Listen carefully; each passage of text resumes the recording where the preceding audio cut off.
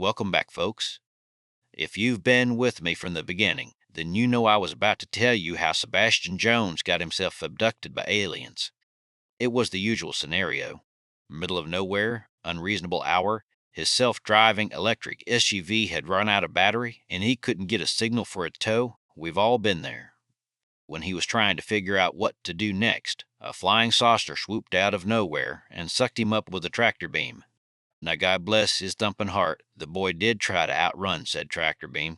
But you see, that's the thing about fear and anxiety. Oftentimes, it don't make sense to anyone but itself. Can't outrun a flying saucer, folks. Don't try. You'll just end up meeting the aliens sweaty and out of breath. So I'll spare you the tangential details. Interior decor, alien technology, but it was as impressive as you're imagining.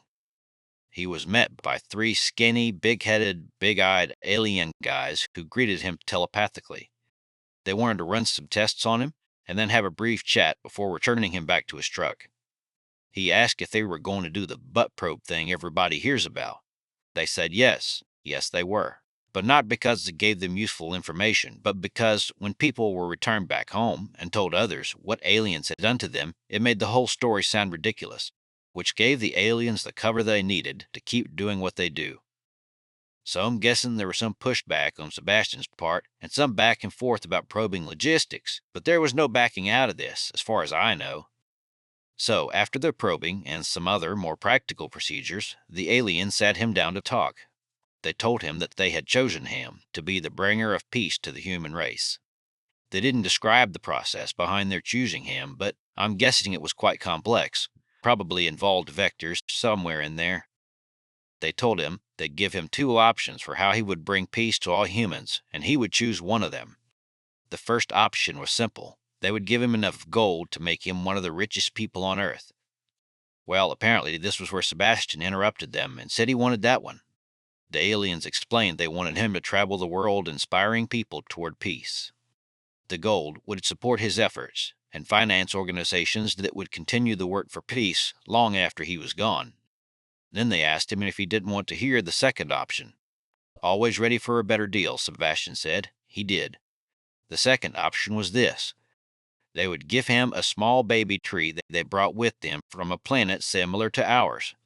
He would nurture that baby tree in his backyard for exactly 1 year.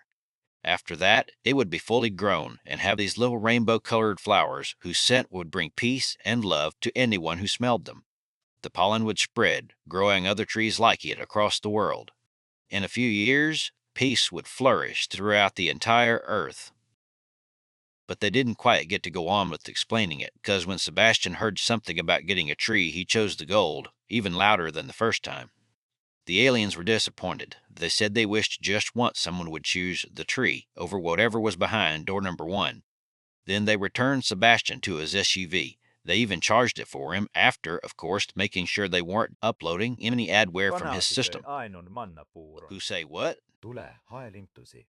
Now? Se ei jättänyt edes mitään. Folks, I gotta Se deal with söi something. kaiken. I rented this support rooster and it Sun ate up this täytyy guy's ottaa cream of se wheat at pois the meidän hostel. I gotta jääkaapista. go. But stay Se tuned. We'll syö pick up where we kaiken. left off next time. Meidän on pisäytettävä kananasi He's not ennen a kuin se chicken, he's a löytää rooster. kakkua. Mitä? A support rooster. Onko sinulla lupa siihen? Yeah, I got the papers.